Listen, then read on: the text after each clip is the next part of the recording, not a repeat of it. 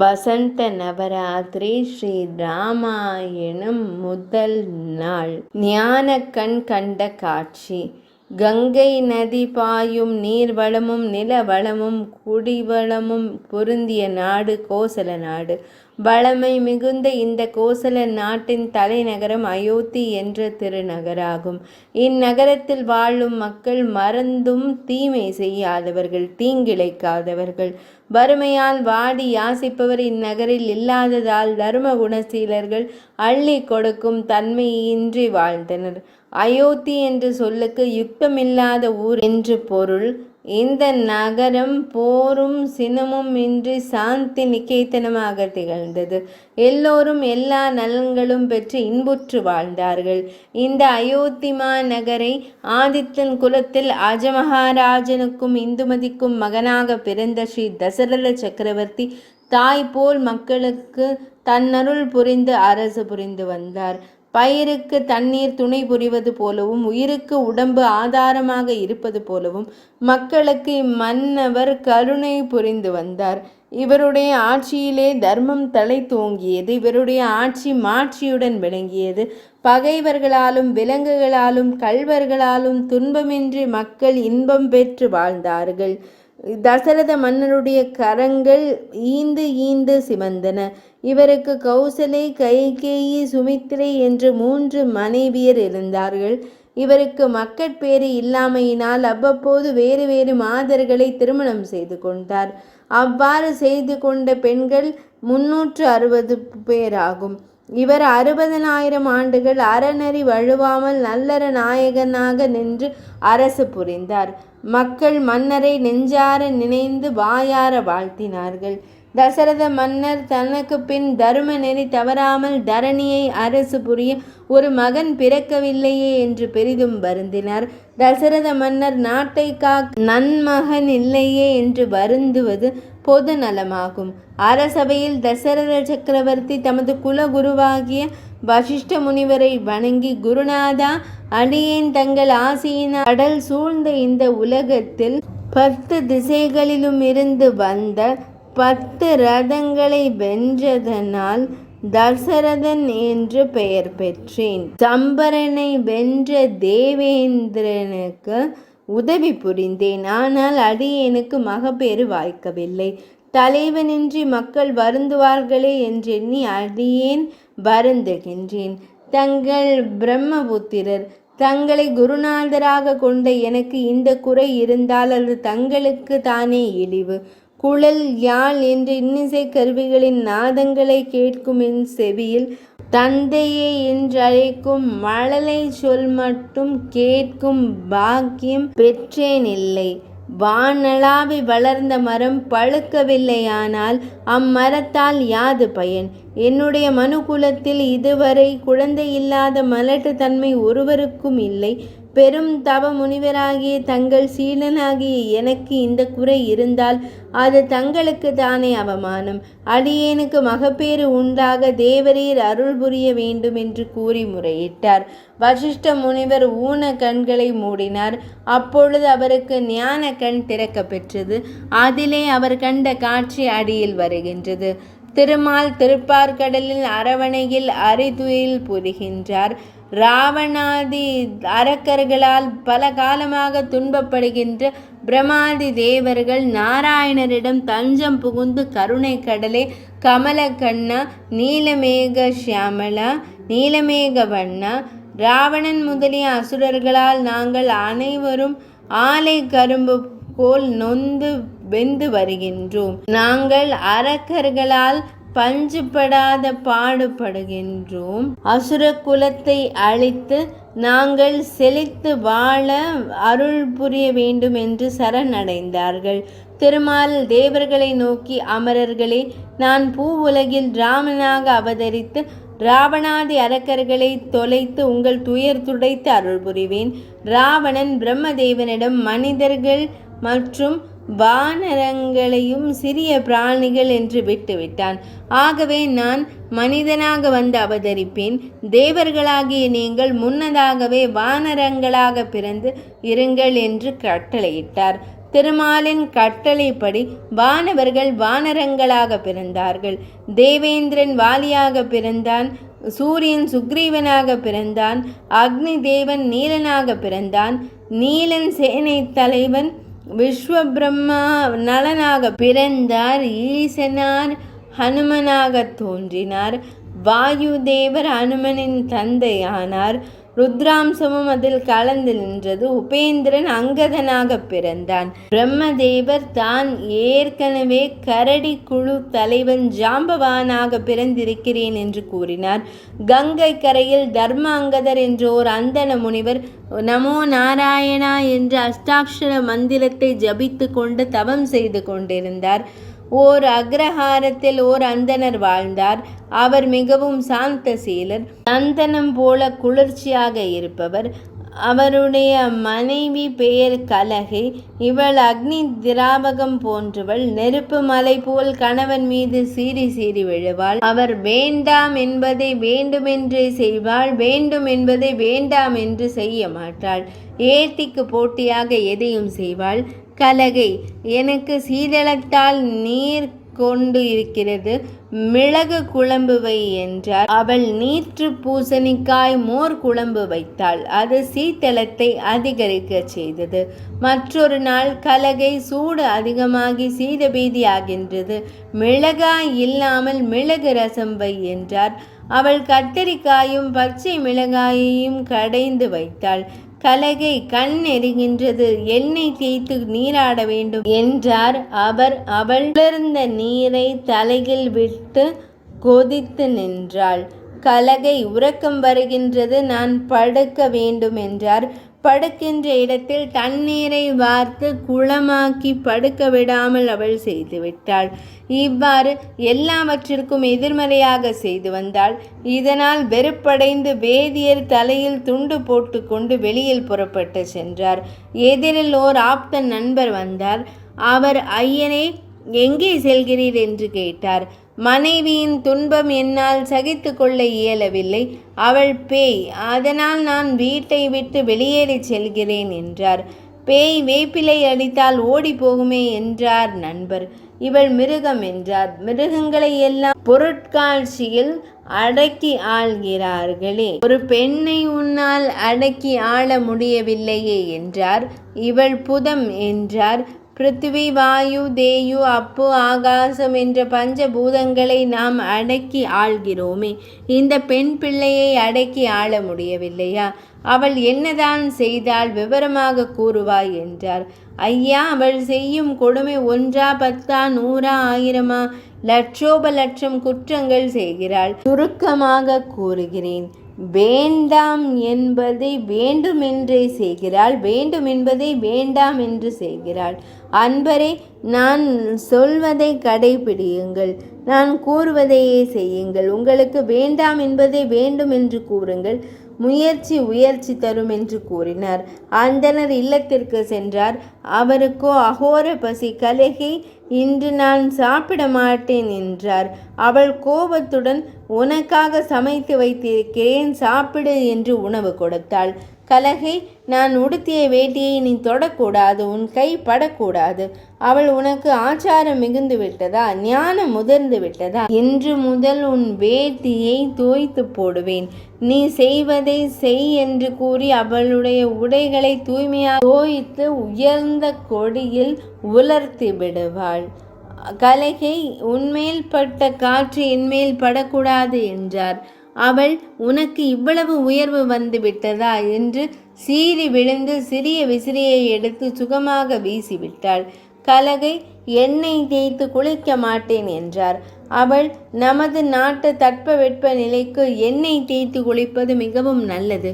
எண்ணெய் தேய்த்து குளித்துதான் ஆக வேண்டும் என்று கூறி எண்ணெயை கொண்டு வந்தாள். சரி, நானே எண்ணெய் தேய்த்து கொள்கிறேன், நீ போ என்றார். அவள், ஏன்? நான் எண்ணெய் தேய்த்தால் என்ன குற்றம்? நான் தான் தேய்ப்பேன், வாயை மூடிக்கொண்டு இரு என்று கூறி கணவனுடைய உடம்பு முழுவதும் எண்ணெய் தேய்த்து குளிக்க வைத்தாள். அந்த அந்தணர் கலகையிடம் வேண்டும் என்பதை வேண்டாம் என்று கூறியும் வேண்டாம் என்பதை வேண்டும் என்று கூறியும் காரியத்தை சாதித்து கொண்டு சுகமே வாழ்ந்தார். அந்த ஆப்த அன்பரை ஒரு நாள் சந்தித்தார்.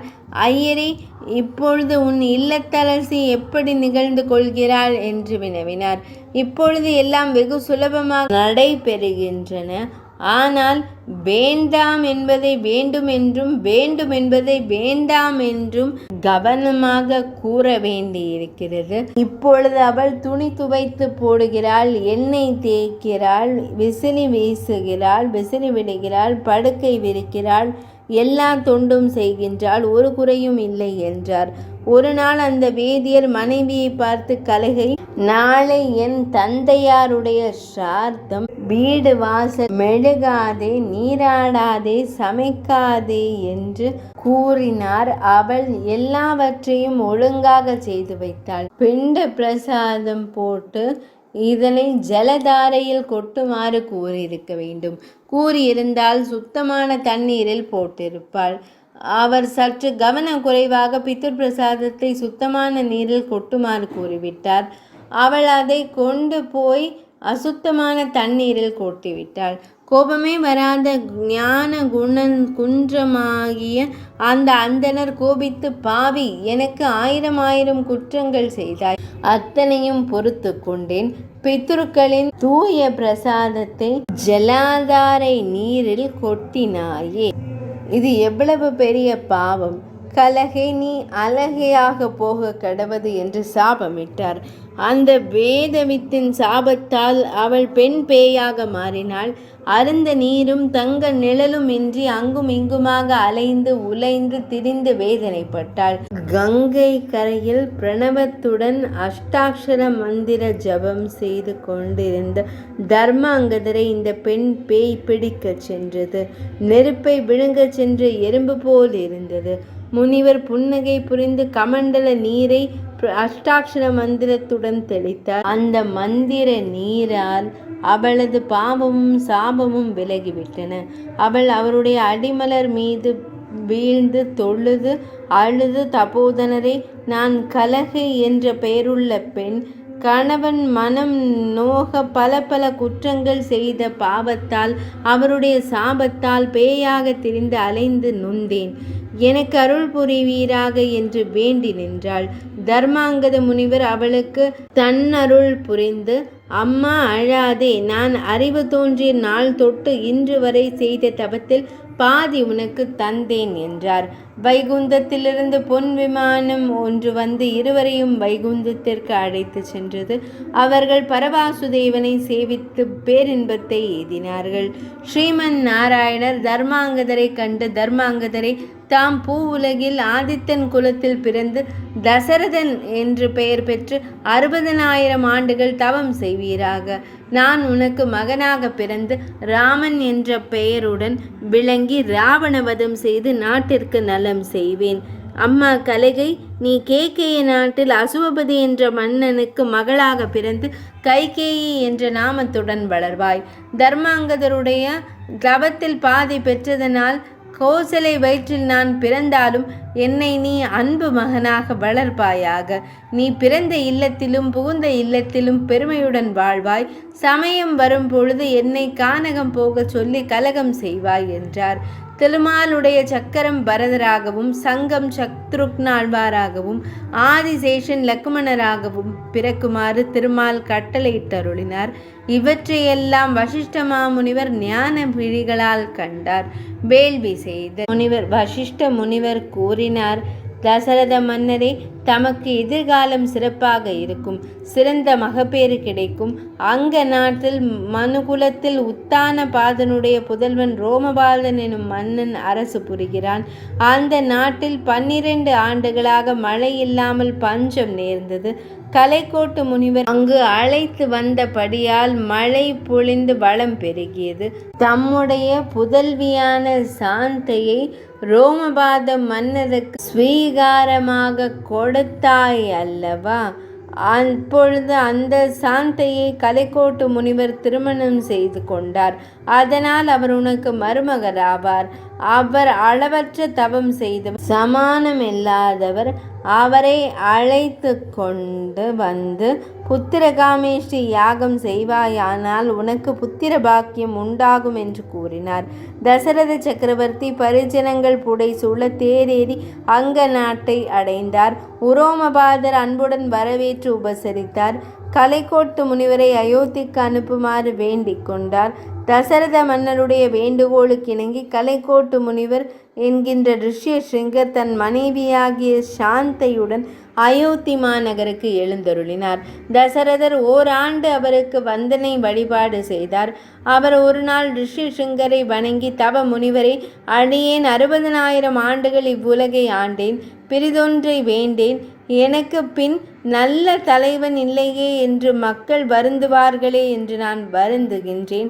ஆதலால் இந்த உலகத்தை அறநெறியில் நிறுத்தி ஆட்சி புரியும் மாட்சியுடைய ஒரு புத்திரன் உண்டாக அருள் புரிய வேண்டும் என்று வேண்டிக் கொண்டார். கலைக்கோட்டு முனிவர், புத்திரகாமேஷ்டி யாகம் செய்தால் உனக்கு புத்திர பாக்கியம் கிடைக்கும் என்று கூறினார். பின்னர் கலைக்கோட்டு முனிவர் நகர்ப்புறத்தே பெரிய யாகசாலை அமைத்து யாகத்திற்குரிய திரவியங்களை குவித்து வசிஷ்ட முனிவர் முதலிய தவசீலர்கள் துணை புரிய வேத மந்திரங்களை கூறி மிகச்சிறந்த வேள்வியை செய்தார்.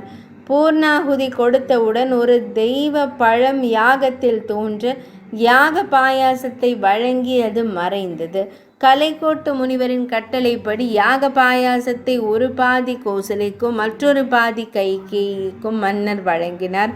கொடுத்து பழகிய கௌசல்யையும் கைகேயியும் தங்களுக்கு மன்னர் வழங்கிய பாயாசத்தில் பாதி பாதி சுமித்திரைக்கு வழங்கினார்கள்.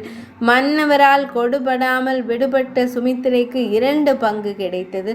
3 தாய்மார்களும் கருவுற்றார்கள். 12 மாதங்கள் கரு சுமந்தார்கள்.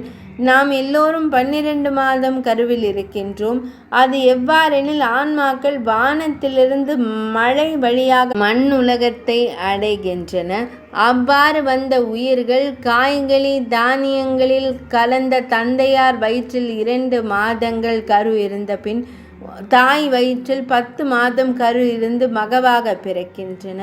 ஆகவே உயிர்கள் கருவில் 12 மாதங்கள் இருக்கின்றன. முதலில் நம்மை கரு சுமந்தவர் தந்தையார். ஆதலால் தான் நம்முடைய பெயருக்கு முன்னால் தந்தையார் எழுத்தை பொறிக்கின்றோம். ராமருடைய கரு மன்னவன் பாலின்றி பாயாச வழியாக தாய் வயிற்றை அடைந்ததால் இவர்கள் 12 மாதம் கரு சுமந்தார்கள். திரு அவதாரம் சித்திரை மாதம் நவமி திதி புனர்வசு நட்சத்திரம் கடக லக்னத்தில் ராமபிரான் திரு அவதாரம் செய்தார். மறுநாள் பூச நட்சத்திரத்தில் பரதாழ்வாரும் அதற்கும் மறுநாள் ஆயில்ய நட்சத்திரத்தில் லக்ஷ்மண சத்ருக்னரும் தோன்றினார்கள். மன்னவருக்கு மகப்பேறு உண்டானதால் வரம்பில்லாத மகிழ்ச்சி அடைந்தார். அன்னதானமும் சொர்ண தானமும் வஸ்திர தானமும் செய்தார். பின்னர் பூதானமும் கோதானமும் அள்ளி அள்ளி தான தர்மங்கள் 7 ஆண்டுகள் வரியில்லை என்று பறையறைய செய்தார். கருவூலத்தை திறந்து எல்லோருக்கும் அங்குள்ள நிதிகளை எடுத்து கொள்ளுமாறு கூறினார். ஆலயங்களை புதுப்பிக்குமாறு கட்டளையிட்டார். எல்லோரும் அளவில்லாத மகிழ்ச்சி அடைந்தார்கள். அயோத்தி மாநகரம் இன்ப வெள்ளத்தில் நீந்தியது. வசிஷ்ட முனிவர் ராம, பரத, லக்ஷ்மண, சத்ருக்னன் என்ற பெயர் சூட்டினார். 4 வேதங்களைப் போல் 4 குமாரர்களும் இனிது வளர்ந்தார்கள். 5 வயதிற்கு மேல் அவர்கள் வசிஷ்ட முனிவருடைய ஆசிரமத்தில் வளர்ந்து கலை பயின்றார்கள்.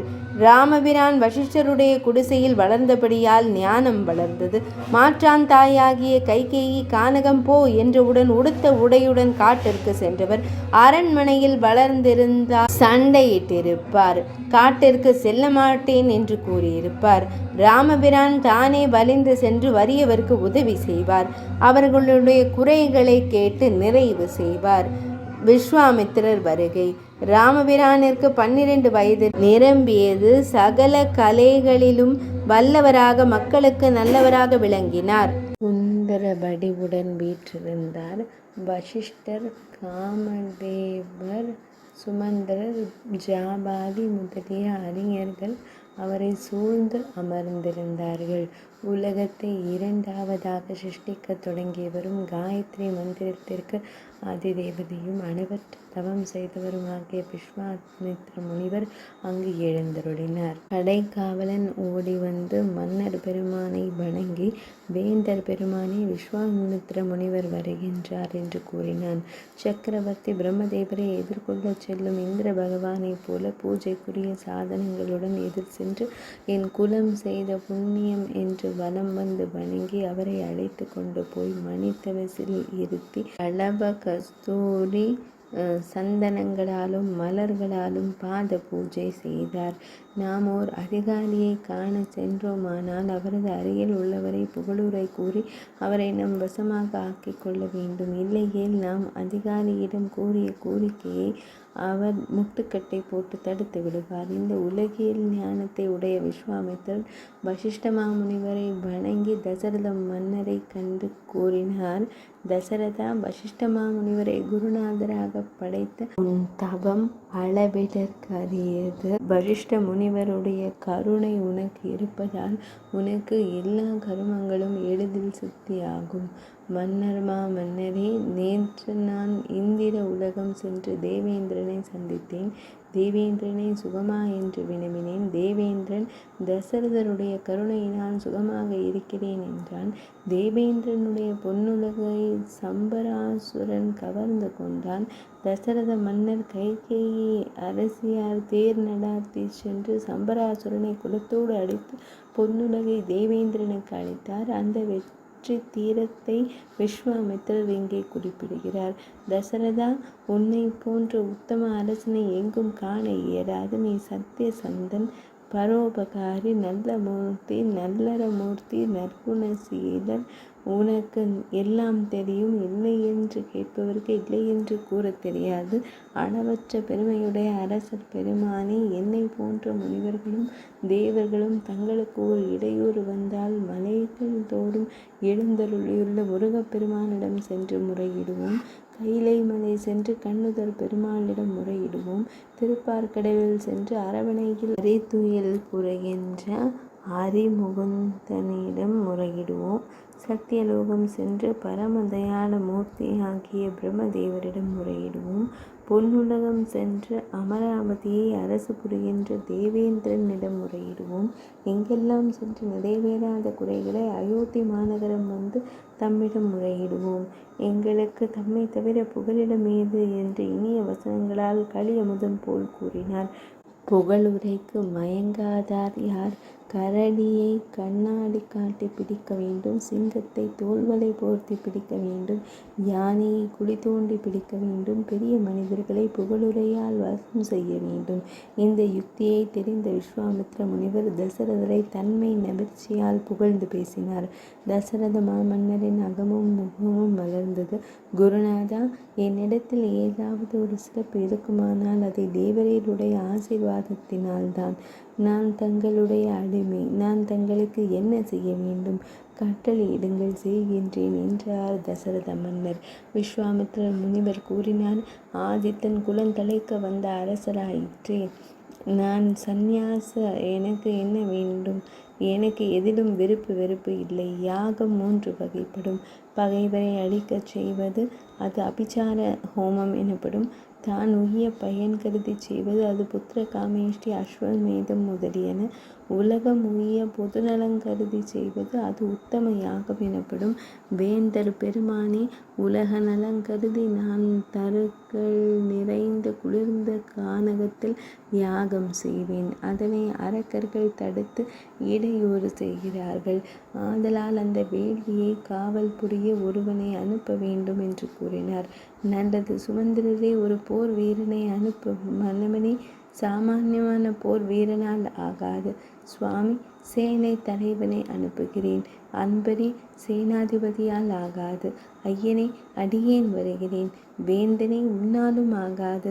உன்னை பார்க்கினும் சிறந்தவன் ஒருவன் இருக்கின்றான், அவனை அனுப்புக. குருநாதா, என்னை பார்க்கிலும் சிறந்தவன் அயோத்தியில் இருக்கின்றானா? நான் 10 ரதங்களை வென்றவன், உத்தாரும் மிக்காரும் இல்லாதவன், அடியேன் சம்பரனை அடித்தவன், தோல் வலியும் வாள் வலியும் மிக்கவன், சுமந்திரரை என்னை காட்டிலும் சிறந்தவன் அயோத்தியில் இருக்கின்றானா? கொற்றவரே, உம்மை விட சிறந்தவர் ஸ்வர்க்க மத்திய பாதளம் ஆகிய உலகங்களிலும் இல்லை. குருநாதா, சுமந்தீர் அதிநுட்பமான மதிநுட்பம் உடையவர். அவர் கூறியதை கேட்டீரா? என்னை விட சிறந்தவன் இல்லை, இல்லாதது இருப்பதாக எண்ணி கூறுகின்றீர்.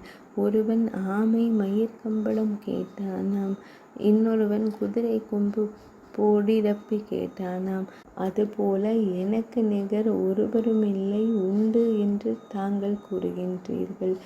தசரதா, உன்னை பார்க்கிலும் 1 கோடி மடங்கு உயர்ந்தவன் அயோத்தியில் இருக்கிறான். அவனை அனுப்பு. இல்லாத ஒன்றை இருப்பதாக நான் ஒருபோதும் கூற மாட்டேன். என் வாக்கு சத்தியம். விஸ்வாமித்திரருடைய வசனங்களை கேட்டு தசரத மன்னர் சிறிது சிந்தித்தார்.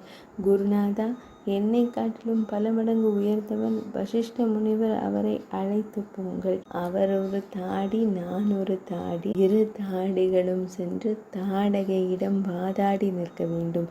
நான் கூறுவது வசிஷ்டரை அன்று, அவன் வேத வேத்யன், அவன்தான் ராமன். நான் கூறுவது, மன்னவனே, நீ பெற்ற 4 மைந்தர்களில் கரிய செம்மல் அரிய ஆற்றல் படைத்தவன் ராமனை அனுப்புக என்றார். ராமனை அனுப்பு என்ற சொல் புண்ணிலே வேல் பாய்ந்தது போல மன்னவனை வாட்டி வதைத்தது. அளவில்லாத அல்லல் அடைந்தார். விஸ்வாமித்ர முனிவருடைய திருவடியில் பணிந்தார். கவலை கடலில் ஆழ்ந்தார். குருநாதா, ராமன் இளம் பாலகன், போர் முகம் அறியாதவன், மாயத்தில் வல்ல அரக்கர்களை வெல்லும் திறம் அறியாதவன், அடியேன் பல போர்களில் வெற்றி பெற்றவன். நான் வருகின்றேன், அரக்கர்களை கொன்று வேள்வியை முடித்து கொடுப்பேன் என்றார். தசரத மாமன்னர் ராமபிரானை தன்னுடன் அனுப்ப மயங்கிய தன்மையினால் விஸ்வாமித்ர முனிவர் வெகுண்டெழுந்தார். அவருடைய கோபக்கனல் உலகங்களை வெதுப்பியது. சூரியன் மேலண்டத்திற்கு போய் மறைந்தான். நிலம் நடுங்கியது. திசை யானைகள் அஞ்சி ஒடுங்கின. சராசரங்களெல்லாம் அசைந்தன. வசிஷ்ட மாமுனிவர் விஸ்வாமித்ர முனிவர் சீற்றத்திற்கு அஞ்சி தசரதரை கண்டு, மன்னரே, ராமனை விஸ்வாமித்திரருடன் அனுப்பி வையுங்கள். அதனால் ராமனுக்கு ஆதித்த குலத்திற்கும் நன்மை உண்டாகும். என் வார்த்தையை தட்ட வேண்டாம் என்று கூறினார். தசரதர் சுமந்திரனை கண்டு ராமரையும் லக்ஷ்மணரையும் அழைத்து வருமாறு கட்டளையிட்டார். சுமந்திரர் அன்னை கௌசல்யின் அரண்மனைக்கு சென்று இந்த தகவல்களை அன்னை கௌசல்யிடம் கூறி ராமபிரானை அழைத்து கொண்டு வந்தார். ஸ்ரீ ராமபிரான் வசிஷ்ட மாமுனிவரையும் விஸ்வாமித்ர முனிவரையும் தந்தையாரையும் திருவடியில் பணிந்து வணங்கினார். தசரதர் ராமலக்ஷ்மணரின் கரங்களை பற்றி விஸ்வாமித்திரருடைய கரத்தில் வைத்து, சுவாமி, இவர்களுக்கு தாய், தந்தை, குரு எல்லாம் தேவரீர்தாம். இவர்களை பெறுவதற்கு நான் 60,000 ஆண்டுகள் தவம் செய்தேன். என் உயிரை தங்களிடம் ஒப்படைத்திருக்கிறேன். திரும்பவும் கொண்டு வந்து சேர்க்கவும் என்று தடுத்தடுத்த குரலில் கூறினார்.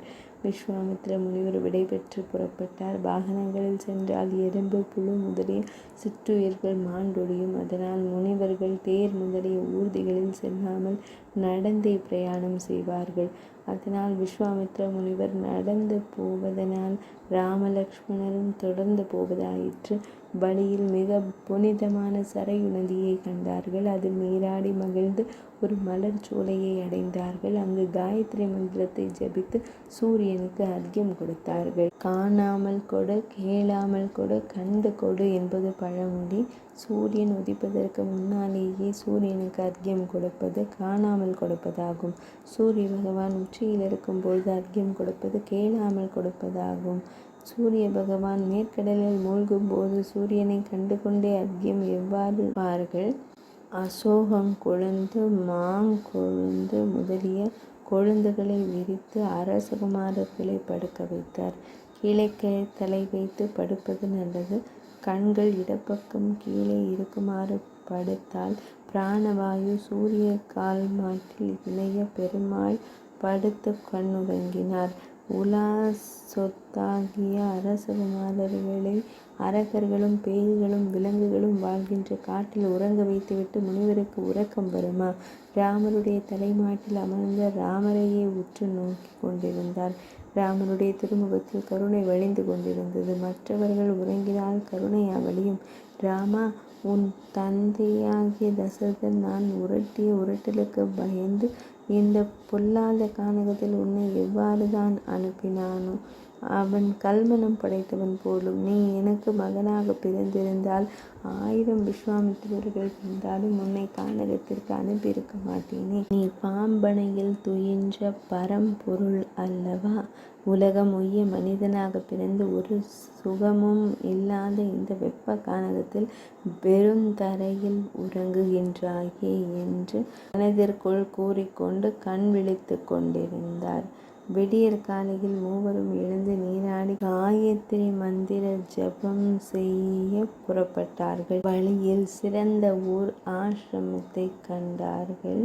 விஸ்வாமித்ர முனிவர் ராம லக்ஷ்மணரை கண்டு, ரகுகுல ரத்தினங்களே, இது மூவரும் தேவரும் யாவரும் போற்றும் முழுமுதற் கடவுளாகிய சிவபெருமானின் யோகம் செய்த ஆசிரமமாகும். சிவமூர்த்தியே தப நிலையில் நின்ற இந்த ஆசிரமம் மிகவும் வலிமை வாய்ந்தது, அளவிடற்கரிய மகிமை உடையது. சிவமூர்த்தியின் யோகத்தை கலைக்க மன்மதன் முயன்ற போது சிவமூர்த்தியின் நெற்றி கண்ணால் அவன் அங்கம் விழுந்தபடியால் இது அங்க தேசம் என்று வழங்கப்படுகிறது என்று கூறினார். அன்று அங்கு சிவசிந்தையுடன் தங்கினார்கள். தேவி சீதையின் பிறப்பு. தாடகை வதம். மறுநாள் மூவரும் காலை கடன்களை முடித்து கொண்டு புறப்பட்டார்கள். வழியில் கொடிய பாலைவனம் தென்பட்டது. தாங்க முடியாத வெப்பமுடைய அக்கானகத்தில் பசி தாகத்தால் அரசகுமாரர்கள் அல்லல் பட்டார்கள். விஸ்வாமித்ர முனிவர் ராம லக்ஷ்மணர்களுக்கு பலை அதிபலை என்ற 2 விக்ஞைகளை உபதேசித்தார். அவர்களுக்கு அப்பொழுது 10,000 யானை பலம் உண்டாயிற்று. பசி தாகங்கள் மறைந்தன. ராமபிரான் முனிவரை நோக்கி, குருநாதா, இந்த கானகம் புல் பூண்டு இல்லாமல் பாலைவனமாக இருப்பதற்கான காரணம் என்ன? சிவபெருமானுடைய நெற்றி கண்ணால் எரிந்ததா? என் தந்தையாருடைய ஆட்சியில் இப்படி அழியக்கூடாதே என்று வினவினார். விஸ்வாமித்ர முனிவர் கூறினார், ராகவா, இதுதான் தாடகை என்கின்ற அரக்கியின் கானகம். உலோப குணம் ஒன்றே 1000 நற்குணங்களை அடிப்பது போல தாடகை உடுத்தியே இந்த பலமான கானகத்தை அடித்து பாலைவனம் ஆக்கிவிட்டாள். சுகேது என்ற யட்சன் பிரம்மதேவரை வேண்டி தவம் செய்து 1000 யானை பலத்துடன் ஒரு பெண் மகளை பெற்றான். அவளுக்கு தாடகை என்று பெயர் சூட்டினான். அவள் கந்தன் என்ற யட்சனை திருமணம் செய்து கொண்டாள். அவளுக்கு சுபாபு, மாரீச்சன் என்ற 2 புதல்வர்கள் பிறந்தார்கள். தாடகையின் கணவனாகிய கந்தன் அகஸ்திய மாமுனிவரின் சிவபூஜைக்குரிய பூமரங்களை ஒடித்து விட்டான். அவர் தழல் இல விழித்தார். அவன் சாம்பலாகினான். இதனை அறிந்த தாடகையும் அவனுடைய மக்களும் அகஸ்திய மாமுனிவரை வணங்கி குற்றத்தை மன்னிக்க வேண்டும் என்று கேட்கும் பண்பை விட்டு அசுரர்களைப் போல் கல்லும் மண்ணும் வீசி எறிந்து ஆரவாரம் செய்தார்கள். அகஸ்திய மாமுனிவர் சினந்து, நீங்கள் அசுரர்களாக போக கடவது என்று சாபம் கொடுத்தார். யட்சர்களாகிய அவர்கள் அசுரர்களாக மாறி முனிவர்களுக்கு எண்ணில்லா கொடுமைகளை புரிந்து கொண்டிருந்தார்கள். அவன் மலை பாம்புகளை கையில் வளையல்களாக அணிந்து கொண்டிருப்பாள். அவள் சூலத்தை ஏந்தி கொண்டிருப்பாள். ராமா, தாடகையும் அவன் புதல்வர்களும் சதா முனிவர்களுக்கு கொடுமை விளைவித்து வருகிறார்கள். உலக நலன் கருதி நான் செய்யும் வேள்விகளை தடுத்து கெடுத்து வருகிறார்கள். தாடகை ராவணனிடம் உறவு கொண்டு அவன் ஏவலினால் அளவற்ற கொடுமைகளை செய்து வருகின்றாள் என்றார். தாடகை மனிதர்கள் வரும் வாசனையை மோப்பத்தால் உணர்ந்து ஆலகால விஷம் போலவும் வடவா முகாகினி போலவும் சீறி எழுந்தாள். ராமபிரான் அவளை பெண் என்று கருதி போர் செய்ய தயங்கி நின்றார். விஸ்வாமித்ர முனிவர் ராமனை கண்டு, ரகுவீரா, இவளை பெண் என்று கருதாதே. எத்தனை கொடுமை உள்ளனவோ அத்தனையும் செய்தவள். முனிவர்களாகி எங்களை கொன்று தின்னாமல் விட்டிருக்கிறாள். அது கருணையினால் அன்று. நாங்கள் தவத்தால் உடம்பை வாட்டி சதை பற்றில்லாமல் இருப்பதனால் சாறு நீங்கிய போது என்ற எங்களை விட்டிருக்கிறாள். ஆதலால் இவளை கொல்லுவது அறம் ஆகும் என்றார். தாடகை ராமன் மீது ஒரு சூலத்தை ஏவினாள். ஸ்ரீ ராமபிரான் அதனை பொடியாக்கினார். ஆன்றோர்கள் வாக்கியம் மறைமொழி என்று எண்ணி ராமபிரான் தாடகை மீது சிறந்த அம்பினை ஏவினார். தாடகை மாண்டு விழுந்தாள். தேவர்கள் மலர் மழை பொழிந்தார்கள். ராமபிரானுக்கு சிறந்த பானங்களை தருமாறு தேவர்கள் பணித்தார்கள். விஸ்வாமித்திரர் தவம் செய்து சிவபெருமானிடம் பெற்ற 500 வகையான அஸ்திரங்களையும் அதனை திருப்பி அழைக்கின்ற அஸ்திரங்களையும் ஸ்ரீ ராமபிரானுக்கு முனிவர் பெருமான் உபதேசித்தருளினார். அந்த அஸ்திர தேவர்கள் ஸ்ரீ ராமபிரான் முன் தோன்றி தாம் அழைக்கின்ற போது நாங்கள் வந்து தமக்கு உதவி புரிவோம் என்று கூறி மறைந்தன. ஸ்ரீ ராமபிரானால் விஸ்வாமித்திரர் அடைந்த பயன் 10% விஸ்வாமித்திரரால் ராமபிரான் அடைந்த பதன் 90% ஜபம் புரிபவருக்கே ஜபமாலை வேண்டும். பூஜை புரிபவனுக்கு நல்ல நாதமுள்ள மணி வேண்டும். எழுதுகின்றவனுக்கு எழுதுகோல் வேண்டும். இந்த அஸ்திர லாபத்தை முனிவரால் ராமபிரான் பெற்றார். வேள்வி காவல் மூவரும் கோமதி என்ற நதி சரையு நதியில் கலக்கும் சங்கமத்தில் ஓர் இரவு தங்கினார்கள். விஸ்வாமித்ர முனிவருடைய தமக்கையும் ரிஷிக முனிவருடைய மனைவியுமான கௌசிகை என்பவள் உலகத்திற்காக நன்மை செய்யும் பொருட்டு நதியானாள். அந்த நதியின் பெருமை அருமைகளை முனிவர் ராமபிரானுக்கு கூறி அங்கிருந்து புறப்பட்டு சித்தாசிரமத்தை அடைந்தார்கள். அந்த ஆசிரமம் கற்புடைய மங்கையரின் உள்ளம் போல் தூய்மையாக இருந்தது. திருமால் அங்கு பலகாலம் தவம் செய்தார். அப்பொழுது மகாபலி சக்கரவர்த்தி மிக்க வலிமையுடன் விண்ணுலகத்தையும் மண் உலகத்தையும் கவர்ந்து கொண்டான். திருமால் அதிதி தேவியின் வயிற்றில் 1000 ஆண்டுகள் கருவெறிந்து வாமன மூர்த்தியாக அவதரித்தவர். அப்பொழுது மகாபலி சக்கரவர்த்தி அஸ்வமேத யாகம் செய்து கொண்டிருந்தார். பெருங்கொடையாளியாகிய அவனை வலிமையால் அடக்க முடியாது. அவனை ஞானத்தில் வெல்ல வேண்டும் என்று கருதி யாகசாலையை அடைந்தார். அவருடைய குறுகிய வடிவத்தை கண்டு எல்லோரும் எண்ணாக ஆடினார்கள்.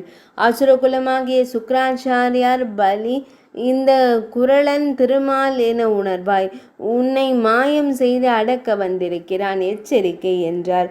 மகாபலி கூறினான், குருவே, மாய்ந்தவர் அல்லர், ஈந்தவர்தான் என்றும் வாழ்ந்தவர்கள்.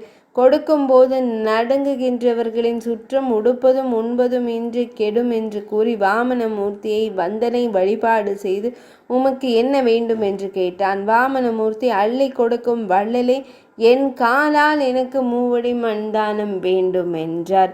மகாபலி புன்முறுவல் பூத்து, உலகத்திற்கும் தலைவனாகிய என்னிடம் 3 நகரங்களேனும் கேட்கலாமே, உமது பாதத்தால் 3 என்றால் அது சிறிய பொருள்தானே என்றான்.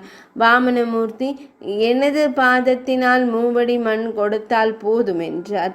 அவர் கையில் தண்ணீரை தாரை வார்த்து 3 மண் அளந்து கொள்ளும் என்றார். சிறிய குரலன் வடிவிலிருந்து அவர் உயர்ந்தவர் என்று உதவியொப்ப முதண்ட கூடு முட்ட வளர்ந்தார். அவருடைய பேருருவை கண்டு அதிசயித்தவர்கள் அஞ்சினார்கள். பெருமாள் ஓரடியால் விண் உலகத்தையும் ஓரடியால் மண் உலகத்தையும் அளந்து 3வது அடிக்கு இடம் எங்கே என்றார். மகாபலி, தங்களின் 3வது அடிக்கு இடம் என் சென்னி என்றான். வாமனமூர்த்தி அவனுடைய தலையில் திருவடியை வைத்து அதல உலகத்திலேயே இருத்தினார். ரகுநந்தனா, இத்தகைய வித்தகரான வாமனமூர்த்தி அவதரித்த இடம் இது மிகவும் புனிதமானது என்றார் முனிவர். அந்த சித்தாசிரமத்தில் பாம்பும் கீரியும் மயிலும் பாம்பும் ஒன்றுபட்டு உறவாடின. நலிவாரும் மெலிவாரும் பயமின்றி ஒன்றுபட்டு வாழ்ந்தனர். மாமுனிவர் கூறினார், ராமா, இனி நான் யாகத்தை தொடங்குவேன். தாடகையின் புதல்வர்களாகிய சுபாகுவும் மாரீச்சனும் அவர்களுடைய சேனைகளால் அரக்கல்களும் உதிரத்தையும் மாமிசத்தையும் கல்லையும் மண்ணையும் சொரிந்து ஆரவாரம் செய்தார்கள். ஸ்ரீ ராமபிரான் சரக்கூடம் கட்டி யாகத்தில் தீய பொருட்கள் விழாத வண்ணம் செய்தார். ஒரு சிறந்த அம்பினால் சுபாகுவை கொன்றார். மாரீச்சன் மீது ஓர் அம்பை எய்வினார். மாரீச்சனை அந்த அம்பு கடலில் எரிந்தது. அவன் பாதாள உலகம் போய் ராவணனுடைய உதவி பெற்று உயிர் பெற்றான். அரக்கர்களை கண்ட துண்டங்களாக வதைத்து மாய்த்தார். பலர் ஓடி ஒளிந்தார்கள். தேவர்கள் பொருட்டு யாகம் 5 நாள்கள் நடந்தது. 8 நுதலை உடைய பிரம்மதேவனாலும் செய்தற்கரிய யாகம் பரம மங்களகரமாக நிறைவேறிய பின் முனிவர்கள் அவபிரத ஸ்நானம் செய்தார்கள். விஸ்வாமித்திரர் ராமபிரானை கண்குளிர கண்டு, ரகுநந்தனா, எல்லா உலகங்களையும் உன் உதரத்துள் வைத்து காத்தருளும் கடவுளாகிய நீ இந்த வேள்வியை காத்தருளியதில் என்ன வியப்பு? ராகவா, உன் நாமம் வாழ்க, உன் புகழ் ஓங்குக என்று கூறினார். தேவி சீதையின் பிறப்பு. பத்மாட்சன் என்ற பார்த்திபன் இந்த பரதகண்டத்தை ஆட்சி புரிந்தனன். அவன் மகப்பேறு வேண்டி மாதவனை வேண்டி மாதவம் புரிந்தான். திருமால் அவன் முன் தோன்றி, உனக்கு என்ன வரம் வேண்டும் என்று கேட்டார். ஆரா அமுதம் அளித்த நாராயணா, திருமகள் எனக்கு மகளாக பிறக்க வேண்டும் என்று வரம் கேட்டான். திருமால் ஒரு மாதுளங்கனியை அவனுக்கு அளித்தார். அவன் அதனை பறித்த போது ஒரு பாதி செம்பழுப்பிதையும் மற்ற பாதியில் லக்ஷ்மியும் இருக்க கண்டு மகிழ்ந்தான். மாதுளங்கனி போன்ற நிறமுடைய அம்பிகைக்கு பத்மாட்சி என்று பெயர் சூட்டினான். பத்மாட்சி திருமாலை வேண்டி தவம் செய்தாள். பத்மாட்சன் மகளுக்கு சுயம்வரம் வைத்தான். சுயம்வரம் என்றால் பெண் தானே மணமகனை வரிப்பது. 56 சிற்றரசர்களும் சுயம்வரத்திற்கு வந்து சேர்ந்தார்கள். பத்மாட்சி தந்தையை கண்டு, தந்தையே, நான் திருமாலை திருமணம் செய்து கொள்ள தவம் செய்கிறேன். சுயம்வரம் எப்படி அமைத்தீர் என்று கேட்டாள். பத்மாட்சன் சுயம்வர மண்டபத்தில் நின்றிருக்கின்ற மன்னர்களை கண்டு, வேந்தர்களே, விண்ணில் தெரிகின்ற நீல நிறத்தை எவர் உடம்பில் பூசிக்கொள்வானோ அவன் என் மகளுக்கு மாலையிட வேண்டும். இது என் மகளின் விருப்பம் என்றார். இது ஆகாத காரியம் என்று அரசர்கள் சீறி பத்மாட்சன் மீது போர் தொடுத்தார்கள். போரில் பத்மாட்சன் வெற்றி பெற்றான். பத்மாட்சி தவம் செய்து கொண்டிருந்தாள். வான வீதியிலே விமானத்தில் சென்று கொண்டிருந்த ராவணன் பத்மாட்சியை கண்டு மையல் கொண்டு பத்மாட்சியை தனக்கு தருமாறு கேட்டான். பத்மாட்சன் பெண்ணை தருவதில் தடையில்லை, வானத்தில் தெரிகின்ற நீல நிறத்தை உடம்பில் பூசிக்கொண்டால் என் மகள் உனக்கு மாலையிடுவாள் என்றான். ராவணன் பத்மாட்சனுடன் போர் புரிந்து அவனை கொன்றுவிட்டான். ராவணன் பத்மாட்சியை பற்றுவதற்கு முயன்றான். அவள் மறைந்து விட்டாள். அந்த நகரத்திற்கு ராவணன் தீ வைத்தான். அந்த செயல் இலங்கை எரிவதற்கு காரணமாயிற்று. மற்றொரு நாள் ராவணன் வான்வழியே செல்லும் பொழுது நகரம் எரிந்து கொண்டே இருப்பதையும் அதன் அருகில் பத்மாட்சி தவம் செய்து கொண்டிருப்பதையும் கண்டான். ராவணன் பத்மாட்சியை பற்ற முயன்றான். பத்மாட்சி எரிகின்ற தீயில் விழுந்து விட்டாள். ராவணன் தண்ணீரை விட்டு தீயை அணைத்தான். அதில் ஒரு பெரிய மாணிக்கத்தை கண்டு எடுத்து அதனை மண்டோதரிக்கு தர வேண்டும் என்று பெட்டியில் வைத்து கொண்டான். பல அலுவல் காரணமாக அதனை மறந்துவிட்டான். ஒரு நாள் மண்டோதரி, பொன் மாணிக்கமாகிய உனக்கு ஒரு மாணிக்க மணியை கொண்டு வந்தேன் என்று கூறி பெட்டியை திறந்தான். அப்பெட்டியில் ஒரு பெண் குழந்தை இருந்தது. ராவணன் அதிர்ச்சி அடைந்தான். இவள் மாயக்கன்னி, மயக்கும் கன்னி, என்ன வடிவம் எடுக்கிறாள் என்று கூறி வாளை எடுத்து வெட்டுவதற்கு ஓங்கினான். மண்டோதரி கணவனாரின் திருக்கரத்தை பற்றி தடுத்து, பெருமானே, இந்த குழந்தையை வெட்ட வேண்டாம். மாறி மாறி பல வடிவங்கள் எடுத்த இவள் பத்ரகாளியாக மாறி தம்மை கொன்று விடுவாள். இதை பெட்டியில் வைத்து மூடி எங்காவது புதைத்து விடுங்கள் என்று கூறினார். பெட்டியை அரக்கர்களின் கையிலே கொடுத்து இமயமலை சாரலிலே புதைத்து விடுங்கள் என்றான். அவ்வாறே அவர்கள் புதைத்து விட்டார்கள். சிலர் இலங்கையிலே சீதை பிறந்தாள் என்றும் சீதை பிறக்க இலங்கை அழியும் என்றும் கூற ராவணன் பெட்டியில் குழந்தையை வைத்து கடலில் விட்டுவிட மிதிலாபுரியில் கரை தட்டியது என்றும் கூறுவார்கள். மிதிலாபுரிக்கும் கடலுக்கும் சம்பந்தமே இல்லை. மிதிலாபுரி இப்பொழுது ஜனக்பூர் என்று வழங்கப்படுகிறது. அதற்கு தற்பொழுது வாகனத்தில் செல்ல வேண்டும். நேபாளத்தின் எல்லையில் இந்த நகரம் இருக்கின்றது. மிதிலாபுரியை அரசு புரிகின்ற சீரத்வஜ ஜனகர் பரம ஞானி மர உரியை தன் கொடியில் எழுதி கட்டியதால் சீரத்வஜ ஜனகர் என்ற பெயர் பெற்றார். இவருடைய தம்பி குசத்வஜர் என்பவர் சங்காசியம் என்ற நகரத்தை ஆட்சி புரிந்து வந்தார். ஜனகரிடம் கௌதம முனிவரின் புதல்வராகிய சதானந்தர் புரோகிதராக இருந்து வந்தார். ஜனகர் வேதாந்த வித்தகர்.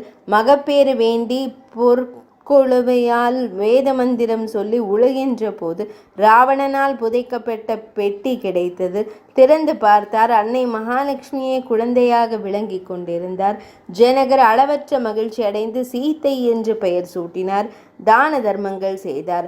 பின்னர் 6 மாதம் சென்ற பின் ஜனகருடைய மனைவி சுனைனா கருவுற்று வேறொரு பெண் குழந்தையை பெற்றாள். அப்பெண்ணுக்கு ஊர்மிளை என்று பெயர் சூட்டினார்கள். ஜனகருடைய தம்பிக்கு மாண்டவி, ஸ்ருதகீர்த்தி என்ற 2 பெண்கள் பிறந்தார்கள். ஒரு நாள் இந்த 4 பெண் குழந்தைகளும் அரண்மனையில் பந்து விளையாடி கொண்டிருந்தார்கள். குழந்தை சீத்தை வீசிய பந்து ஜனகர் பூஜை செய்கின்ற சிவன் வில்லின் அடியில் சிக்கிக் கொண்டது. சீத்தை ஊர்மிளை பந்தை எடுத்து போடு என்றாள். ஊர்மிளை, அக்கா, பந்து சிவதனுசின் கீழே அகப்பட்டு கொண்டது, அது 60,000 பேர் எடுக்கக்கூடியது என்றாள். என்னம்மா, ஒரு பந்தை எடுக்க 60,000 பேரா என்று கூறி அன்னம் போல் நடந்து இடக்கையில் வில்லை எடுத்து மூலையில் சார்த்தி வைத்துவிட்டு பந்தை எடுத்து கொடுத்தாள். பழையபடியே வில்லை எடுத்து மேடையில் வைக்க மறந்து விட்டாள்.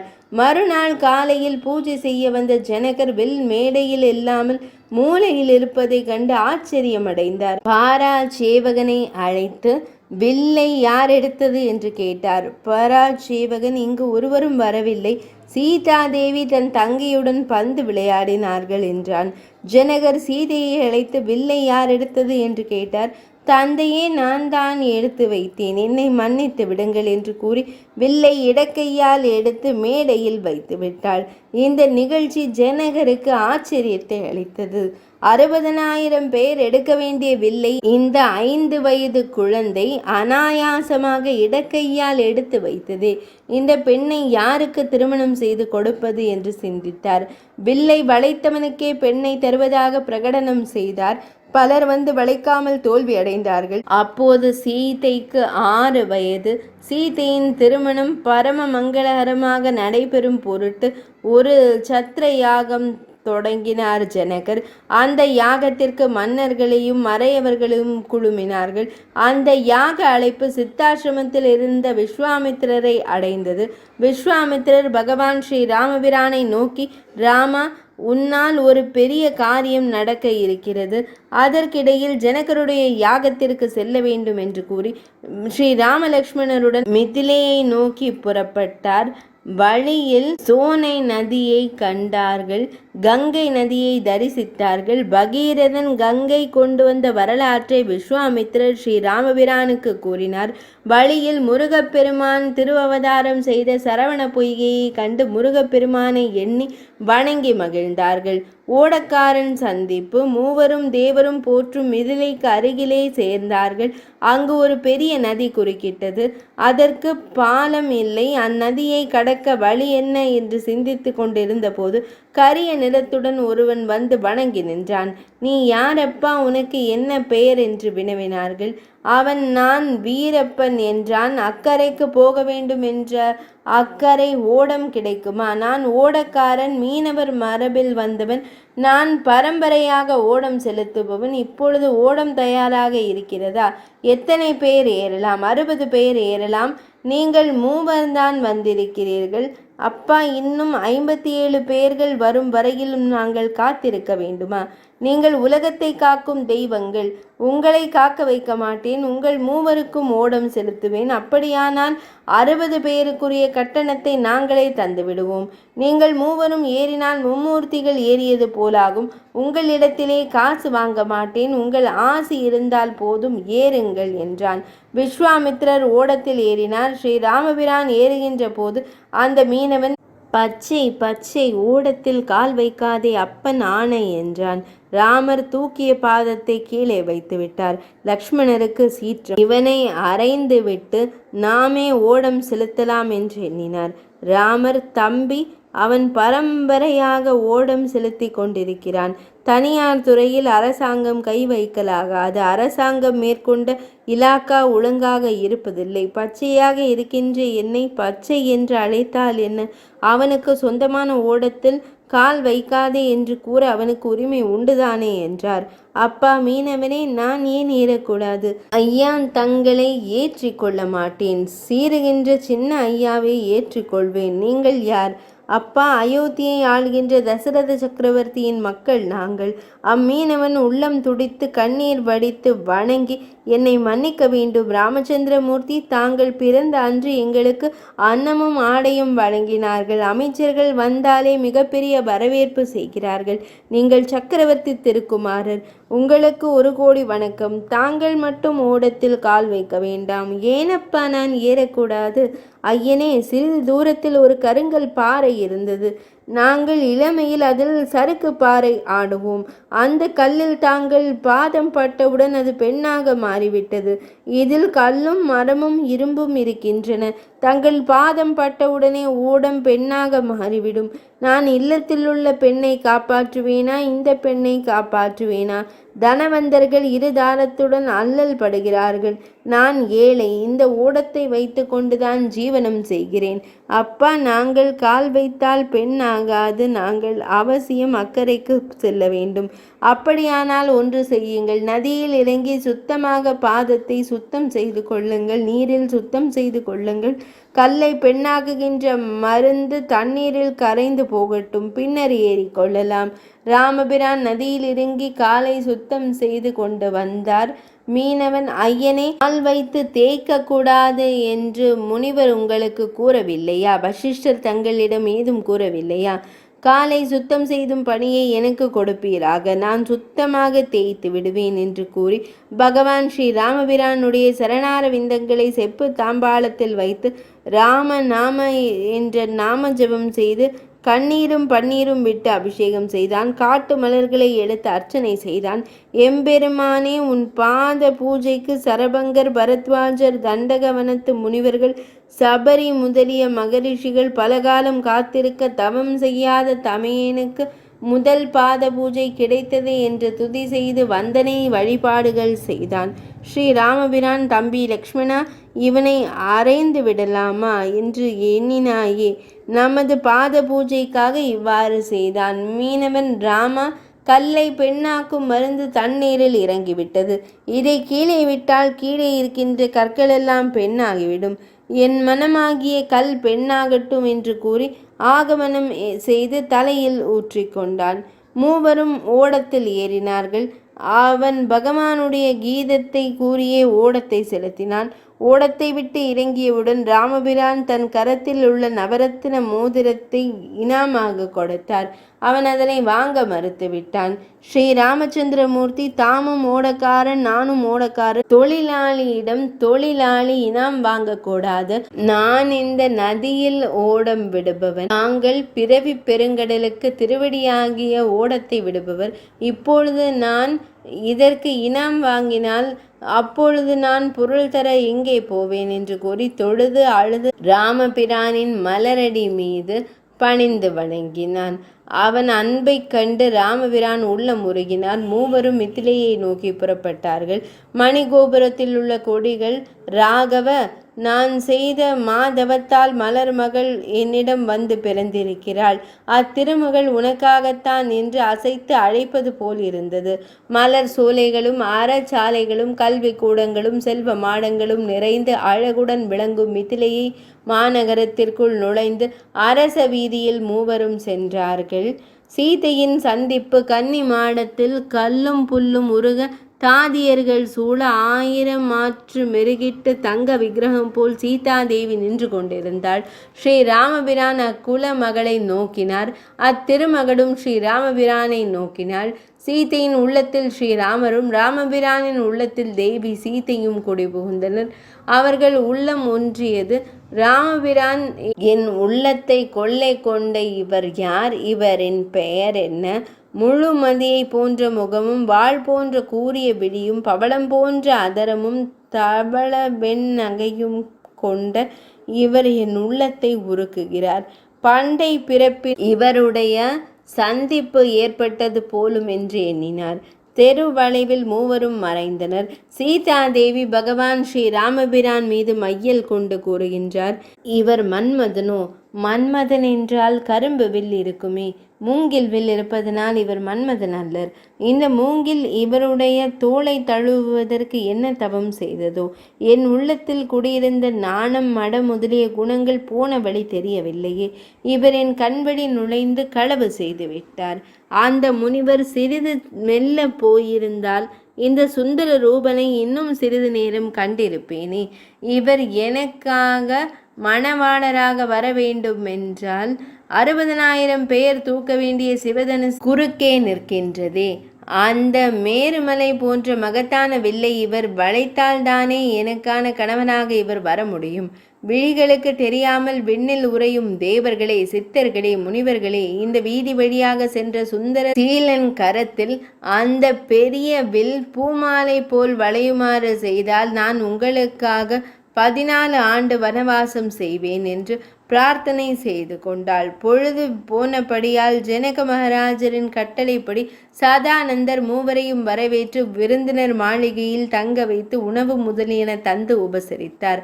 அயோத்தியிலிருந்து மிதிலாபுரி வரை 450 மைல் 14 நாள்கள் கடந்து வந்து சேர்ந்தார்கள். வழியில் உறங்காமல் இருந்த விஸ்வாமித்ர முனிவர் அயர்ந்து உறக்கம் கொண்டார். இளைய பெருமாளும் நன்கு உறங்கிவிட்டார். படுத்த உடனே உறங்கும் ராமர் அன்று உறக்கம் வராமல் புரண்டு புரண்டு படுத்தார். உறக்கம் வராமைக்கு என்ன காரணம்? மனமே, இன்று மாலை மாடிமேல் நின்ற அழகிய பெண்மணியை கண்டு மையல் கொண்டனையே, இது முறையா? அவள் முகம் மட்டுமே தெரிந்தது, கழுத்து தெரியவில்லையே. அவள் கழுத்தில் மங்கள நான் இருந்தால் பிறன்மனை விளைந்த பெரும் பாவம் எனக்கு வருமே. பாவங்களில் தலையானது பரதார கமனத்தை கண்டிப்பதற்காகவா? நீ வில்லை வைத்திருப்பது பரதார கமனத்தை கண்டிப்பதற்கல்லவா? நீயே அந்த பாவத்தை செய்தால் அறநெறி பிழைக்குமா? என்னை பாவ குவியலில் தள்ளிவிட்டாயே என்று பலவாறு சிந்தித்து குழம்பினார். முடிவில், நான் எந்த பெண்ணை பார்த்தாலும் என் தாய் கௌசல்யாவாகவே பார்ப்பேன். இன்று இவளை பார்த்து என் மனம் விரும்பியது. இதுவரை நல்வழியில் சென்ற என் மனம் அல்வழியில் சென்றதில்லை. குற்றம் செய்யாத என் மனம் அவளை விரும்பியதால் அவள் கன்னியாகத்தான் இருக்க வேண்டும் என்று முடிவு செய்து கண்ணுறக்கம் கொண்டார். வில் வளைத்தல். மறுநாள் காலை சந்தியா வந்தனங்களை செய்துவிட்டு மூவரும் வேள்வி சாலைக்கு எழுந்தருளினார்கள். ஜனக மன்னர் அவர்களை வரவேற்று ஆசனங்களில் அமர வைத்து உபசரித்தார். ஜனக மன்னர் விஸ்வாமித்ர முனிவருடைய இரு புறங்களிலும் இளம் சூரியன்களைப் போல ஒளி செய்து கொண்டு அமர்ந்திருக்கின்ற ராமபிரானையும் லக்ஷ்மண சுவாமியையும் குறியாக கண்டு, குருநாதா, இக்குமாரர்கள் யார் என்று வினவினார். விஸ்வாமித்திரர் கூறினார், மன்னர் பெருமானே, இவர்கள் தசரத சக்கரவர்த்தியின் திருக்குமாரர்கள். இவன் ராமன், இவன் லக்குமணன். விருந்திற்காக இங்கு வந்திருக்கிறார்கள். தாம் வைத்திருக்கின்ற வில்லையும் வளைக்கும் பேராற்றல் படைத்தவர்கள். மனுவின் குலத்தில் வந்தவர்கள். இவர்கள் குலத்தில் முதல்வனாகிய இக்ஷ்வாகு மன்னன் அணியரங்கம் தந்தவன் பிருகு, குருஸ்தலா, மாந்தாதா, குஹநந்தனா, சிபி சக்கரவர்த்தி, சகரர், பகீரதன், ரகு, அஜமகாராஜன். இவர்கள் இந்த குலத்தின் பெருமையை நிலைநாட்டினார்கள். இந்த ராமர் தாடகையை கொன்று நான் செய்யும் வேள்வியை முடித்து கொடுத்தார். தள்ளறிய பெருநிதி எங்கும் பள்ளம் போன்ற பரதனல் கைகேயி பெற்றெடுத்தனல். மேருமலையைப் போல் உயர்ந்த வீரனாகிய இந்த லக்ஷ்மணனையும் சத்ருக்னனையும் அன்னை சுமித்ரை பெற்றெடுத்தாள். வேந்தர் பெருமானே, இந்த ராகவனுடைய பெருமை அளவிட முடியாதது. இவன் நற்குண நம்பி இவனுடைய குண நலன்களை எடுத்து கூறினர். 60,000 பேர் வில்லை சுமந்து கொண்டு வந்து யாகசாலையில் வைத்தார்கள். அங்கு குழுமியிருந்த மன்னர்கள் வில்லை வளைக்கும் ஆற்றலின்றி அடங்கி மடங்கி இருந்தார்கள். ஒரு மன்னவன் வில்லை போய் கண்டுவிட்டு வந்து தன் ஆசனத்தில் அமர்ந்தான். அருகில் உள்ளவன் எங்கு சென்றாய் என்று கேட்டான். அவன், நான் வில்லை தூக்கப் போகவில்லை, பார்க்கத்தான் போனேன் என்றான். இன்னொருவன் வில்லிடம் சென்று கரத்தை நீட்டினான். அவன் கைகளுக்கு அந்த வில் அடங்கவில்லை. வருத்தத்தோடு தன் ஆசனத்தில் வந்து அமர்ந்தான். அருகில் இருந்தவன், எங்கு போனீர் என்று கேட்க, நான் வில்லை வளைக்கப் போகவில்லை, அளக்கப் போனேன் என்றான். இன்னொருவன் வில்லிடம் சென்று எடுக்க முடியாமல் அவமானத்துடன் வந்து அமர்ந்தான். அவன் அருகில் இருப்பவன் எங்கு போனீர் என்று கேட்க, நான் வில்லை வளைக்கப் போகவில்லை, நிறுத்தப் போனேன் என்றான். ஓரவன் எனக்கு 3 நாளாக காய்ச்சல் என்றான். ஒருவன் சீதை எனக்கு தங்கை முறை என்றான். இவ்வாறு எவரும் வில்லை வளைக்க இயலாமல் பின்வாங்கிய பொழுது முனிவர் ராமபிரானை கடைக்கண்ணால் கண்டு, இந்த சிவதனுசு தக்ஷ யஜ்ஞத்தில் பழுதுபட்டது, பல ஆண்டுகளாக அபிஷேகம் செய்து இறுகப் போனது, இது ராவணன் சம்ஹாரத்திற்கு உதவாது. உனக்கு பரசுராமர் கோதண்டத்தை தருவார், இதை நீ வளைக்காதே, ஒடித்துவிடு என்று கூறினார்.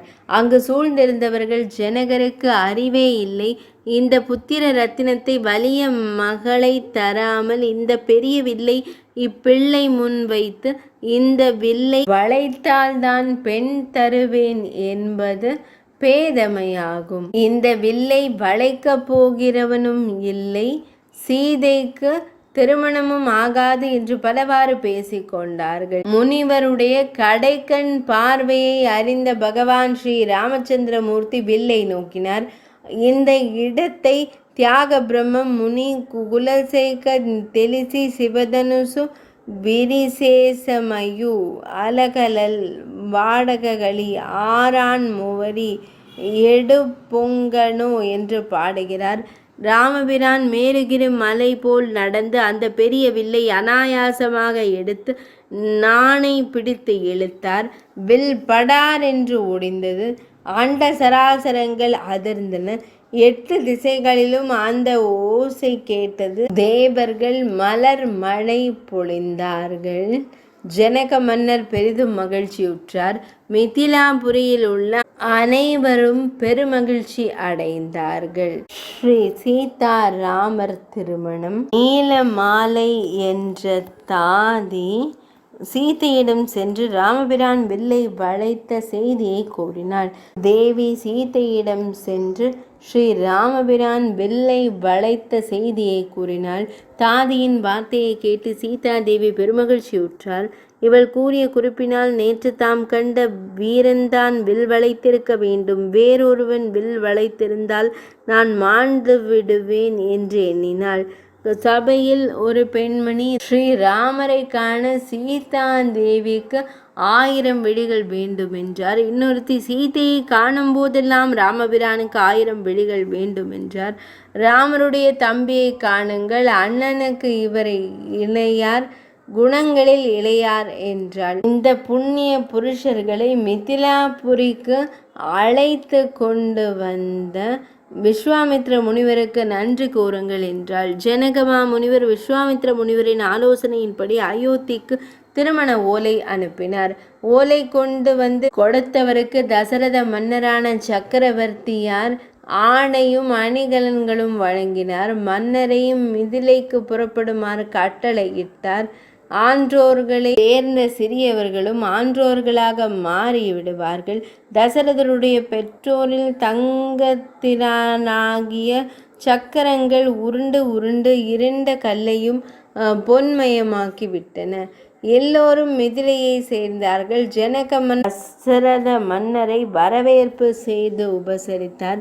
ஸ்ரீ ராமபிரான் தந்தையாரை வணங்கினார். திருமண நாளன்று மணமக்களை அலங்கரித்து திருமண மண்டபத்தில் அமர்த்தினார்கள். சதானந்தர் புரோகிதராக வந்து வேத மந்திரங்களை கூறினார். மணவரையில் அன்னை சீதை வளையலை திருத்துவது போல் கடை விழியால் காக்குத்தனை கண்டு கழித்தாள்.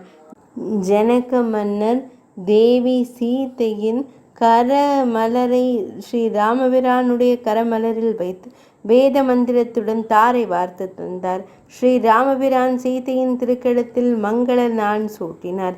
ஸ்ரீ ராமபிரான் சீதா தேவிக்கு மங்கள நான் பூட்டியவுடன் தாயினை காணும் மிக்க அன்புடன் தேவி கைகேயியை முதலில் வணங்கினார். பின்னர் அன்னை கௌசலையையும் சுமித்ரையையும் வணங்கினார். பின்னர் வசிஷ்டர், விஸ்வாமித்ரர் உள்ளிட்ட அனைத்து குருமார்களையும் பணிந்தனர். பங்குனி மாத உத்திர நட்சத்திர தினத்தில் அன்னை சீதையின் திருமணம் நடைபெற்றது. வசிஷ்டர் முதலிய முனிவர்களின் ஆலோசனையின்படி ஜனகருடைய தம்பி குசத்வஜருடைய புதல்வியான மாண்டவியை பரதர் திருமணம் செய்து கொண்டார். ஜனகருடைய புதல்வி ஊர்மிளையை லக்ஷ்மண சுவாமி திருமணம் செய்து கொண்டார். மாண்டவியின் தங்கை ஸ்ருதகீர்த்தியை சத்ருக்னர் திருமணம் செய்து கொண்டார். இவ்வாறு 4 திருமணங்கள் நடைபெற்றன. விஸ்வாமித்ர முனிவர் விடைபெற்று கொண்டு தமது தபோவனம் சென்றார். தசரத மன்னர் தமது சுற்றங்களும் பரிவாரங்களும் சூழ ஜனக மன்னரிடம் விடைபெற்று கொண்டு புறப்பட்டனர். ஜனக மன்னர் 4 பெண்களுக்கும் 400 படுக்கை, 400 வெள்ளி அண்டா, 400 தங்க குடம், 400 போர்வை, 400 பசுக்கள் இவ்வாறு நிரம்ப சீதனமளித்து அறவுரை கூறி வழி அனுப்பினார். ஸ்ரீ ராமபிரான் சீதையுடன் தனித்தேரில் புறப்பட்டார். பரசுராமர் வழியில் மயில் வலமாகவும் காகம் இடமாகவும் சென்றன. இது அபசகுணம். எதிரில் நிறைகுடம் வந்தது. இது நல்ல சகுனம். அகத்திக்கீரை எதிரில் வந்தது. இது கெடுதல். சலவை தொழிலாளி அழுக்கு துணி மூட்டையுடன் வந்தான். இது நல்லது. இவ்வாறு சகுனங்கள் நல்லதும் கெட்டதும் மாறி மாறி வந்தனர். தசரதர் நிமித்தங்களை குறித்து கூறும் நிபுணரை அழைத்து இது குறித்து கேட்டார். அவர்கள் மலை போல் ஆபத்து வரும், பனி போல் விலகிவிடும் என்றார்கள்.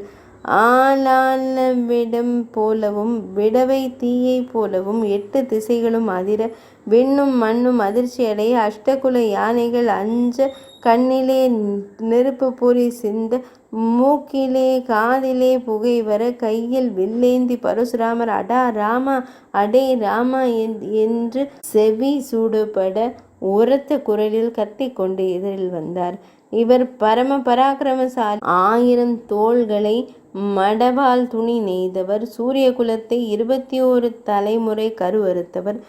சமந்த பஞ்சகம் என்ற 5 உதிர மடுவை உண்டாக்கி பித்ருக்களுக்கு பிண்டம் தந்தவர். தசரத மன்னர் அஞ்சி பரசுராமர் முன் சென்று அவர் பாதம் பணிந்து, முனிவரே, ராமன் சிறிய பாலகன், அவன் ஒரு குற்றமும் செய்யாதவன், அறியாமல் ஏதாவது பிழை செய்திருந்தாலும் மன்னித்தருள வேண்டும் என்று வேண்டினார். நதியின் வெள்ளத்தை உப்பு மூட்டையால் தடுக்க முடியுமா? அதுபோல தசரத மன்னரின் வேண்டுகோளை பரசுராமர் பொருட்படுத்தவில்லை. பேராற்றல் படைத்த பரசுராமன் எங்கே? ராமன் எங்கே? பரசுராமனுடைய கோபம் உலகத்தையே எரித்துவிடும். என் மகன் பிழைக்க மாட்டான் என்று எண்ணி தசரதர் மூர்ச்சையடைந்தார். பரசுராமர் ராமபிரானுக்கு முன்னே நின்று, ராமா, நீ அரசன் மகன், ஆதலால் உனக்கு ஆசி என்றார். பெரிய மகான்கள் குலம் குறித்து பேசுவது நன்றன்று. ராமர், பரசுராமா, உன்னை கண்டால் வேதியனை போல் காண பெறுகின்றது, அதனால் உனக்கு வணக்கம் என்றார். பரசுராமர், இந்த இளைஞர் நம்மை சொல்லம்பால் துளைத்து விட்டான். வேதியனை போல என்ற வார்த்தை எத்தனை கொடுமையானது என்று எண்ணி மேலும் கோபக்கனலை சிந்தி, ராமா, தாடகை என்ற பெண்ணை கொன்றாயே, அது முறையா, நீதியா என்றார். பரசுராமரே, பயிர் செய்கின்றவன் நெல்லை வளர்க்க புல்லை பிடுங்கி எறிவான். அதே போல அரசனாகிய நான் தூயவரை காக்க தீயவரை அரிப்பது அரச தர்மம் ஆகும். பரசுராமா, நீ வேதியனாயிற்றே. வேடர் ஏந்தும் வில்லை வேதம் ஏந்தும் கையில் ஏந்தி அலைகின்றாயே, தாம் வேதியனா வேடனா என்று பதிலுக்கு கேட்டார் ராமர். ராமா, நீ வில் ஏந்துவது நியாயம்தான், பெண்ணை கொன்றது நியாயமாகாதே என்றார் பரசுராமர். பரசுராமா, பிறர் விழியில் உள்ள கடுகளவுள்ள அழுக்கை பூதக்கண்ணாடி போட்டு பெரிதாக பார்க்கின்றீரே, தமது வெளியில் கொடியவளாகிய தாடகியை கொல்லலாமா என்று கேட்கின்றீரே. 10 மாதம் சுமந்து அங்கமெல்லாம் நொந்து பெற்ற தாயாரையே கொன்றீர்களே, அது முறையா? ராமா, மானசீக கற்பு நிலையில் சிறிது தாழ்ந்த தாயை கொல்லுமாறு என் தந்தையார் கட்டளையிட்டார். தந்தை சொல்மிக்க மந்திரமில்லை, அதனால் நான் என் தாயை கொன்றேன். அது தாய் கொலை ஆகாது, அது முறைதான். பரசுராமா, என் குருவாகிய விஸ்வாமித்ர முனிவர் தாடகையை கொல்லுமாறு கட்டளையிட்டார். குருவார்த்தைக்கு மறுவார்த்தை கூறக்கூடாது, ஆதலால் தாடகையை வதைத்தேன். அது பெண் வதமாகாது. ராமா, நீ ஒரு பழைய கரையான் அரித்த வில்லை ஒடித்ததை பெரிதாக எண்ணி துள்ளுகின்றாய். இதோ இந்த கோதண்டத்தை விஷ்ணு வில்லை வளைத்தால் உன்னை உயிரோடு விடுவேன். இந்தா வில். ஸ்ரீ ராமபிரான் அந்த கோதண்ட வில்லை கரத்தில் வாங்கி ஒரு வினாடியில் அதை வளைத்து ஒரு பாணத்தை தொடுத்து, இந்த அம்பிற்கு என்ன இலக்கு என்று கேட்டார். நடுங்கி ஒடுங்கி தலைக்கு மேல் கரங்களை கூப்பி, நான் அந்தணன், என்னை மன்னித்து அருள் செய் என்றார் பரசுராமர். பரசுராமா, நான் உன்னை மன்னிக்கிறேன், ஆனால் அம்பு மன்னிக்காது, அதற்கு வழி கூறுவாய். என் தவ வலிமையினை தந்தேன் என்றார் பரசுராமர். ஸ்ரீ ராமபிரான் தன் கணையால் பரசுராமருடைய தவ வலிமையை அளித்து, பரசுராமா, நீ அரசு தர்மத்தை விடுத்து அந்தன தர்மத்தை எடுத்து மேல்கடல் ஓரம் சென்று தவம் செய்வாய் என்று கூறி திருவருள் புரிந்தார்.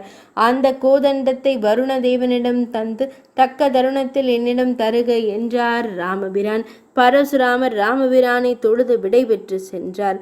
பின்னர் ராமபிரான் தன் தந்தையாரை எழுத்து மூர்ச்சை தெளிவித்து பரசுராமர் தோல்வி அடைந்ததை கூறினார். தசரத மன்னர் அளவற்ற மகிழ்ச்சி அடைந்தார். எல்லோரும் அயோத்தியை அடைந்தனர். முதல் நாள் ராமாயணம் இனிதே நிறைவடைந்தது.